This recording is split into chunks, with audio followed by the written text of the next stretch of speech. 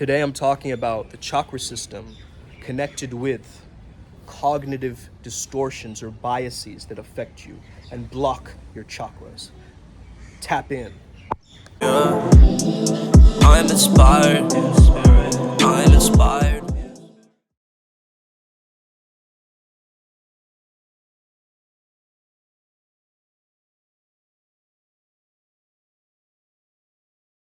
Hey there guys, how's it going? My name is Sumet Chatterjee from the Flow Zone Academy, and I'm a flow state coach, which means that I help you feel better and perform better. Today I got a question from Avinanda, and it was a very interesting question about cognitive biases, okay? Cognitive biases, cognitive distortions, heuristics, whatever you want to call this thing, right? Either you have these mental shortcuts or inaccurate thinking that gets you to create a very specific reality that you're living in. Now, I'm going to be talking about these distortions in relation to the chakra system, which is from the system of Tantra. And as we understand it through the 600-year-old text, right, through the Upanishads, and we want to try to calibrate and connect these two realms almost of science and spirituality through this video. So I'm gonna try and give you my personal and your individual protocol on how you can improve your life using the chakra system and to dispel or to detox or banish all of these different cognitive distortions and how we can get back into accurate thinking again. In the cognitive behavior model, thinking creates your emotions, which creates your actions, which creates more thinking. Right? So if you understand that, then you know that, okay, my thinking is actually creating the actions that I'm taking. So the first question was, how do cognitive biases create reality? Basically, we're programmed to take these mental shortcuts. This is for survival, this is for simplification. So our brains basically take in a specific stream of information that fits or molds into the reality that we want or that we know to be true or that we prefer. This is something called mental accounting. Just like an accountant doesn't really go through all of the details of the bank and like what you're going and doing, we're looking for the final result. And this is not evil or bad in any sense. It's just a simplification process, right? It's a mental shortcut. From this, we can understand that our outer reality must be created through our inner understanding. In our inner understanding, we work with more subtle energies or these insights or downloads or epiphanies. This is where we get access to the subtle body of energy or the chakra system or the chakras, known as energy vortexes throughout, 7 nadis or meridian points in parts of the body. Obviously, there's many ideas of more chakras than that, but I'll focus on the 7 in this video. Let's get started. Starting with the root chakra, we can think about the cognitive distortion associated with this as catastrophization, okay? Blowing things out of proportion. There's a fact, you create an assumption and a judgment around that fact until it becomes this huge morphic problem instead of the fact that is actually true. So you exaggerate, in a sense, what is actually happening. Oh no, I'm going to die, okay? Like it's an exaggeration. Catastrophization really ungrounds you. It takes you more into the mind rather than in the body or feeling physically like I'm here in my body, I feel embodied, and I feel at one, I feel present and at peace. Also something called the GAMBLER'S fallacy, which can also, I believe, block the root chakra in a sense. By the way, guys, my personal perspective with the chakras, I've been looking at this stuff for like 7 years or so, specifically in relation to the spiral system by Dane Thomas, so I gotta give, credit where it's due. And of course, Anadia Judith is a great resource if you're looking at Eastern body, Western mind, okay, to look up some of the bioenergetic factors of the connections and, the organ connections through the chakra system as well. So the GAMBLER'S fallacy is, I got tails so many times, I must get heads next. So it's basically this understanding of the past, things that you've been through creates the future. Just because that person always talks to me like this, I'm going to assume that the next time they're also going to behave. So it's like a preconception, right? Another example is the sunk cost fallacy, which is really bad for root chakra enhancement. Because you want to feel like you deserve money, right? You deserve wealth and abundance. When your root chakra is very blocked, you don't feel deserving. You don't feel like you belong. You don't feel like you're existing here for a reason, right? You feel very up in the head and you feel like I'm never gonna fit in. So your past decisions are judging your irrational current decisions. That's the sunk cost fallacy. What is a meditation or a way to help you with your root chakra? Now, I just wanna briefly say that you can use a combination approach of visualizations, asanas, crystals, aromas. There's so much stuff online already about this, right? So you can do your own research and find that out. I'm not gonna really delve that far into the video, but a general rule is work with the colors, right, of the chakra system. So red, wear red, you know, eat red, grounded earth, rooty vegetables, right, root vegetables, things like this, just an essential. Now, I want you to try doing something called the earth breath, okay? I'm gonna show you right here, maybe I can put my phone down and show you.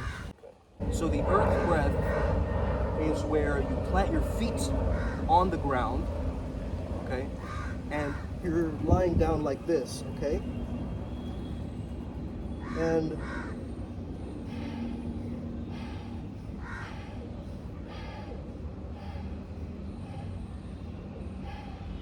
wiggle your toes, feel into your feet, and just do any kind of a breath work. It could be a double inhale, hold,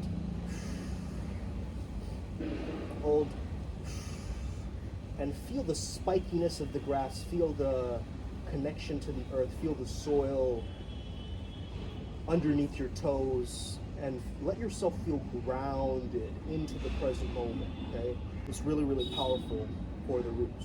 Next one we have is the sacral chakra, okay? The sacral chakra is a few inches below your belly button, okay? You want to understand it almost connected to the whole pelvic region as well, okay? Your sexuality, your creativity is also connected with the sacral. What blocks the sacral as far as cognitive distortions are considered are things like overgeneralization, okay? Always, never, all men are like this, all women are like this, everybody, all the time, okay? These kinds of statements that are very sweeping statements, right? Overgeneralized statements. And it lumps everyone into a specific category, right? Or that specific thing. And it creates this rule in the mind that you are in this fixed mindset that it's always going to be like this, that I can't change that. And the sacral is associated with emotion and movement, not stagnancy. Oh, also should statements. It should be like this. That's kind of this external pressure from society that you're creating from using this word should rather than, oh, I could do that or I choose to do that, right? So this pressure and energy drainage or this guilt or shame is often so associated with the sacral chakra. Also, I'm connecting it back into the Hawkins scale. So the lowermost ones like guilt, shame would be more so associated with the sacral, whereas fear, a deep-rooted sense of fear, would be something that is more associated with the root. So basically what happens is it creates a mental rule or a kind of GPS in your own mind that it's got to be like this or this way. It doesn't allow you to become creative or sensual at all. It cuts you away from the senses, these should statements or these always never statements, right? One meditation or asana or practice that you can try in relation to the sacral is the boat pose is really great. Also, clenching your intrinsic muscles, okay? Mula bandha, right? Like just clenching the perineum, lower abdomen, upper abdomen. The Dr. Joe Dispenza breath work is great for this. Ecstatic dancing or dance meditation in a sense, like intuitive or improvised or improvisational dance is very, very good for the sacral chakra. Even thrusting the pelvis or the hips, something like Kalari Sutra for men or women. I mean, you can try it. It's really great for the pelvic floor and it works on that region. So it's very, very good for a sacral type of meditation. Also, you can use like a sensual or very attractive imagery. Usually we try and watch things like pornography and things like that. But that sensation or that lust or that desire that we crave or go towards, we can always transmute that and use it as a meditation. Without, touching yourself, without doing anything, you meditate and you allow yourself to go on the sensual adventure or this journey of this kind of like a sexual fantasy type scenario in your mind, and you allow that to become the meditation. A lot of people don't do this, okay? But it's very, very powerful for the sacral, and it will get you to feel that creativity again. Obviously, there's slow, sensual practices, tantric practices, kareza, slow tantric sex, doing Kegels, things like this. It can help, all of these can help, but mainly you're focusing on that dance, like that movement, okay? Movement-based meditation, more so, much more fluid, and much more of a feminine style rather than a very crumping or something like this, right? Next we have the solar plexus. I'm definitely wearing a solar plexus color today. The solar plexus is associated with willpower, okay? Going ahead, going forward, it's a very masculine type of energy. Basically your ego or your identity. So our centers, or solar plexus or a navel chakra, is associated with that sense of identity. Now, what blocks this or blows it out of proportion or even diminishes it? Well, any kind of superiority complex or inferiority complex, you never want to see yourself in this weird glitchy way. So the Dunning-Kruger effect is the one that immediately pops into my mind, and that one's more so a superiority complex. So you would overestimate your own abilities, right? You think you're the know-it-all or the self-proclaimed expert on a specific skill set, but you're not really that skilled. Let's be honest, okay? Let's be honest with our own competence. And the other one would be an imposter syndrome type of thing, right? Like, we just feel like we're never good enough. We underestimate our own capabilities and competence, and we make ourselves smaller as a form of escapism or inferiority or suppression, right? Basically, a lack of self-awareness creates blocks for the solar plexus. So you gotta estimate yourself correctly and accurately. The solar plexus is a great energy of self-improvement. Dr. Joe Dispenza says, our personality creates our personal realities. And he also has this book called You Are the Placebo. I love some of Dr. Joe's work, He has a lot of incredible things that he's doing, linking science and spirituality together. So shout out to him, and shout out to the show on Gaia called Rewired. I would highly recommend for a meditation style that you go for something more movement based, something like Osho's dynamic meditation, if you've ever heard of that or even considered that. It's much more of this primal hopping, this moving around, this bioenergetic expression. These kinds of movements are very great for the solar plexus, and we at Primal Sutra, we primarily focus on solar plexus enhancement. So I'm also guessing Breath of Fire might be a really good one for the solar plexus as well. Anything that sort of opens up the chest region, right? So Bhujangasana, right? Like the cobra posture. Imagine you have very heavy weights in front of your shoulders, down like this, and then you put your shoulders back, and then you have heavy weights going down like this. So inhale, open, exhale, down like this. So contraction and expansion will create almost a balance within this center point, okay? Also, getting a heating pad and placing it right here, or you basically want to create heat in the body, okay? So sweating movements, pushing movements like push-ups, things like this can help. That fire in the body can be accumulated through sunlight or something like infrared light, which I love, by the way, for raising testosterone. A lot of great benefits of infrared light therapy if you look into it. The next one we have the heart chakra, okay? What is love? Baby, don't hurt me, okay? A lot of people struggle with the heart chakra one because, we all have experienced relationships and heartbreak. And so, one of the most common ones that I see is a kind of codependency or this love tendency that we overlook all the bad qualities that a person has if we like them or love them. We don't see any of the red flags. As I said in BoJack Horseman, all the red flags seem just like flags if you're wearing rose-colored glasses, right? So there's that envy often, or jealousy being created, can block the heart chakra. I mean, a lot of marketers use this, right? I'm sure Ty Lopez uses all the cognitive biases, to be honest. Look at my Lambo. You got to read a bunch of books, okay? Mentor box. Is this envy or this kind of feeling of like, oh, you're missing out on something, right? Setting very loving boundaries is also important. Like loving, I call them carefrontations, okay? Like cut it out, this kind of like being firm and being able to really maintain that. That's really an issue for a lot of people who have issues with codependence and things like this. So highly recommend you work with boundaries and setting healthy boundaries. For the heart chakra, I would almost recommend the metta or the loving kindness meditation, or even putting your hands over your heart and being able to feel that oxytocin that is being generated through the heart breathing. Personalization, or taking things to heart. You hear it in the word itself, right? Taking things to heart or personalizing things. So making it about you. Oh, it's all my fault, okay? Taking the blame all the time, playing the blame game. The heart chakra is great. If you're just out in nature, you know, forest bathing, that's gonna be fantastic for the heart chakra, okay?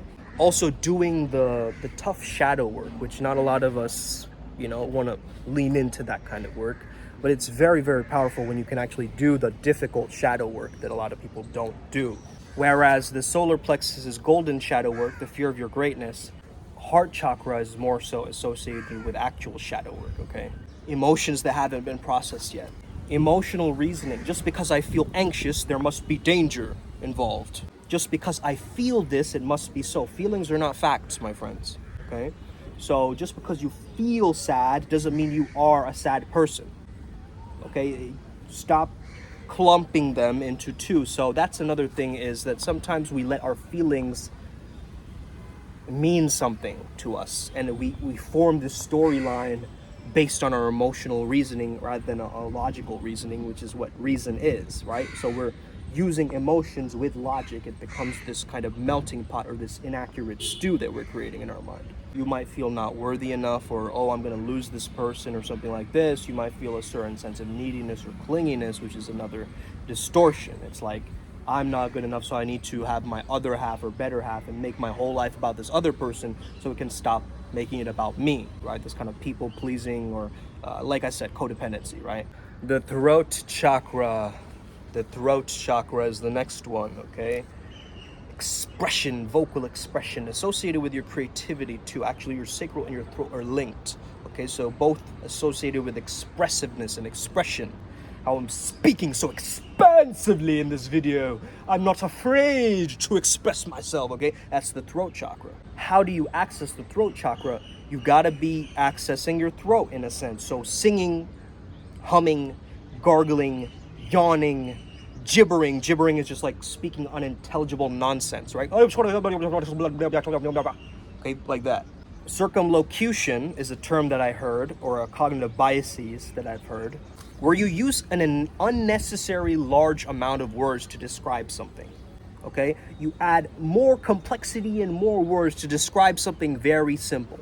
You add extra adjectives in there and make yourself sound smart, and it's like this kind of convoluted way of explaining something. That's when your throat chakra is excessive, in a sense, okay? Where you can't stop talking, and all of these things, you know, they come from trauma, in a sense. So there's also this social desirability cognitive distortion, where you will tell things to people that they want to hear, okay? A lot of YouTubers do this. They tell you what you want to hear, not what their own expressiveness and their own inner sense of knowingness is telling them to say, right? It's like they do it to appease or manufacture it towards their audience so much that, you know, it takes away from their own authenticity.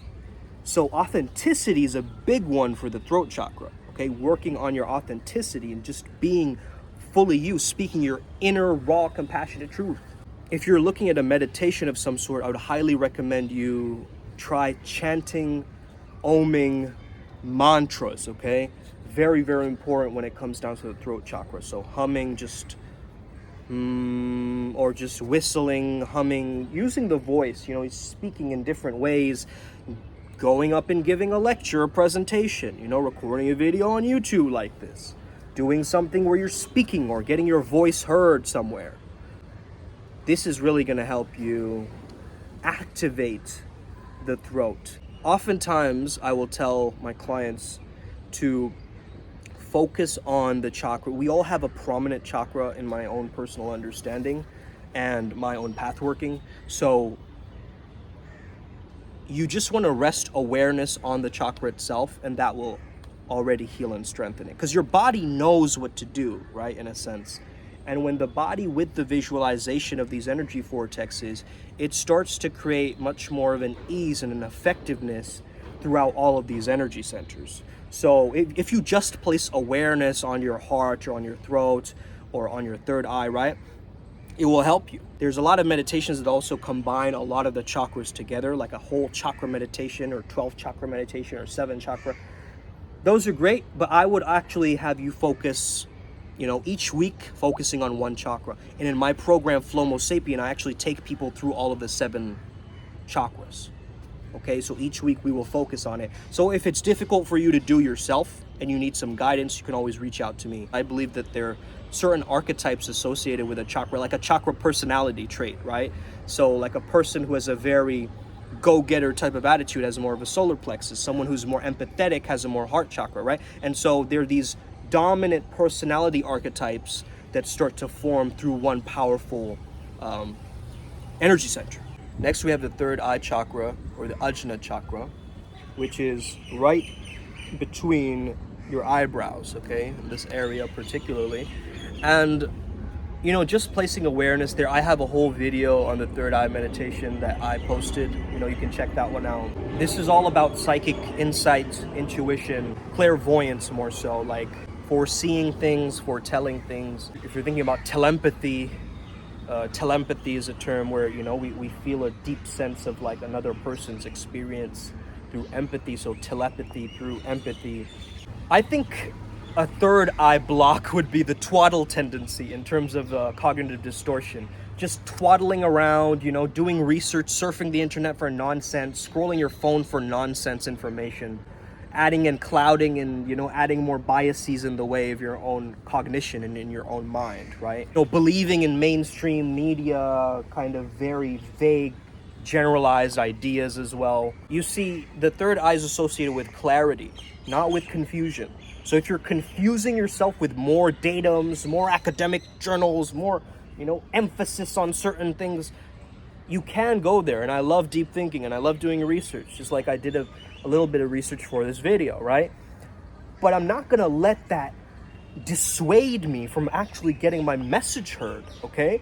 I'm not gonna let the research override and like take me into this weird like twaddle tendency, okay? So there's that, as well as excessive self-regard where you hold your ego on a giant pedestal. Also the avoidance tendency, I think. Say you're unsure about something, right? You're doubting a situation. To remove the doubt quickly, you take a bad decision or a quick irrational decision. You're taking very compulsive or impulsive decisions. That's telling me that you have an irritability or a blockage or cloudiness in your third eye, and it's not really allowing you to fully express the capabilities that you can express. For the crown chakra to open, you need silence. Okay? You need silence, you need to be with the ether and the oneness and the interconnectedness with all and the one. All or nothing thinking blocks this. Okay? It has to be this way or this way, this duality thinking, okay? Polarized thinking or duality thinking is like, it's either incredibly great or horribly wrong. There's no gray area, there's no in between. And so when you're looking at the crown, you're seeing the holistic picture, and it's only after you have access to the other chakras that the crown even lights up.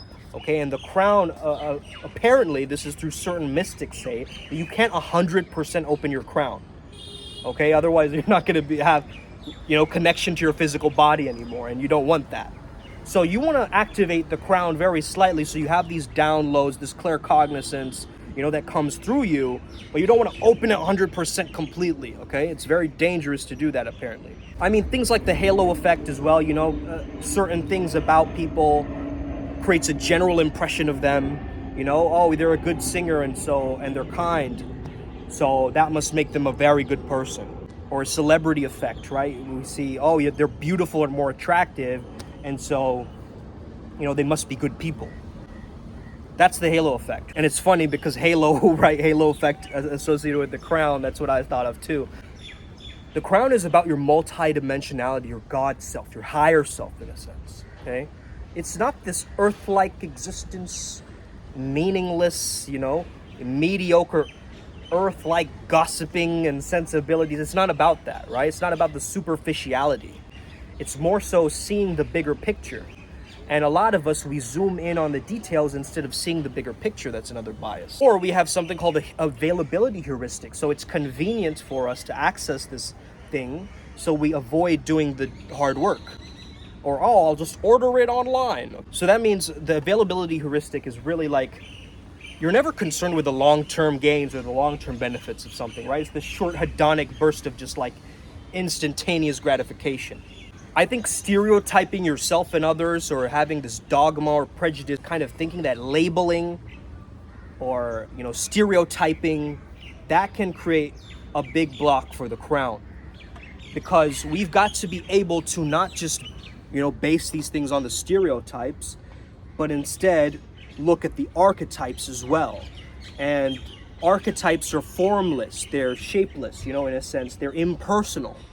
They are more so associated symbolically through stories and histories, instead of these very, contrived. Well, let's say you put your foot down or you're very stubborn, you're not really going to get your crown to open up, because how can you access source or God or the universe if you have all these biases and prejudices about things, you know what I mean? So, man, this was a great video topic. Thank you so much for recommending it. I had fun today creating it and giving this video over to you guys. I hope you learned a lot. Hit that subscribe button if you found a benefit. Share it with a friend if they want to learn along this process, how to help them with this process and alongside this journey. Oh, by the way, a Pillar of Light meditation for the crown, okay? Pillar of Light was a meditation created by David Beaudry, so I gotta give credit where credit is due. Do his 4-minute pillar guided meditation. It's a very short one, but this is a standing meditation, okay? It's not sitting down. Gotta be standing like a pillar in order to do this. So maybe hands towards your side. Open up your palms facing upwards, okay? That's a way that you can really connect with the crown. I can also paste it in the comments if you'd like. Having said that, I hope you have an incredible day. May the flow be with you and stay legendary. Let's get it. Upward spiral, gang. May we never be the same again. May the flow be with you.